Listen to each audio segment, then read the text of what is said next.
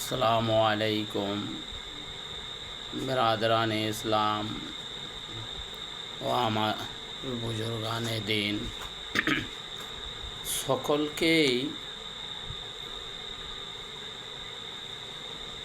বলা হচ্ছে যে আল্লাহ তাবারক তাআলার বহুত বড় এহসান সেই বান্দাদের জন্য যিনি জমিন ও আসমানের মালিক, চাঁদ সূরজের মালিক এবং দুনিয়ার সিতারা নক্ষত্র সমস্তর সেই মালিক মাবুদে ইলাহি, যিনি ইহজগতের মালিক, পরজগতের মালিক।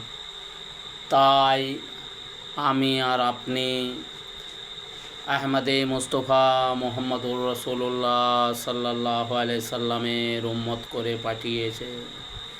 তাই আল্লাহ তাবারক ওয়া তাআলার ইসমে আজমের এত তাকত যে আপনারা বুঝতে পারবেন না যে ইসমে আজমের কি তাকত বা ইসমে আজম কাকে বলে। ইসমে আজম বলা হচ্ছে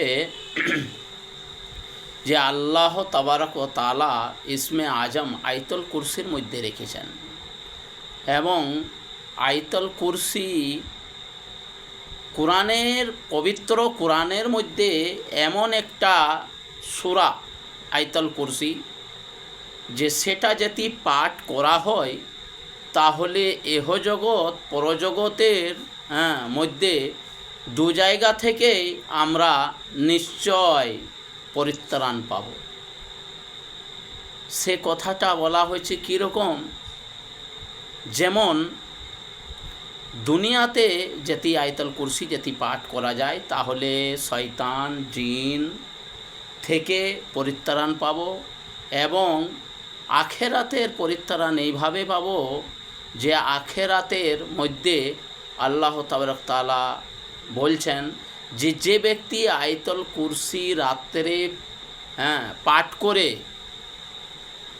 নিজের বিছানার মধ্যে শুল এবং সে যেতি দুনিয়া থেকে সে যেতি চলে যায় তাহলে আমি তাকে বেহিসাব জান্নাতে দেব, তার কোনো হিসাব নাই। তো তাই আয়াতুল কুরসি একটা এমন জিনিস যে আমাদেরকে সবসময় পাঠ করা অতিরিক্ত অত্যন্ত দরকার।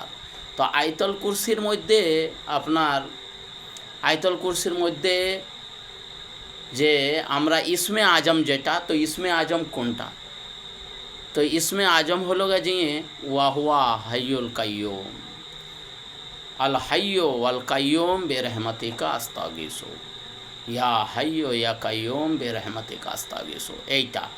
এইটা যতবার পাঠ করবেন ততবার বলা হয়েছে আল্লাহ তাবারক তাআলা বলছেন যে সেই বান্দার উপরে ৭০,০০০ ফেরেশতা তার জন্য মাগফিরাতের দোয়া করে। তাই সকলেই বলেন আমিন। যে এই আয়াতুল কুরসিটার মধ্যে হুয়াল হাইয়ুল কাইয়ুম এটা সবসময় পাঠ করতে থাকবেন এবং আগে পেছা প্রথমে একবার দরুদ শরীফ পড়বেন আর লাস্টে একবার দরুদ শরীফ পড়বেন, আর হুয়াল হাইয়ুল কাইয়ুম পড়তে থাকবেন। ওয়া মা আলাইনা ইল্লাল বালাগ।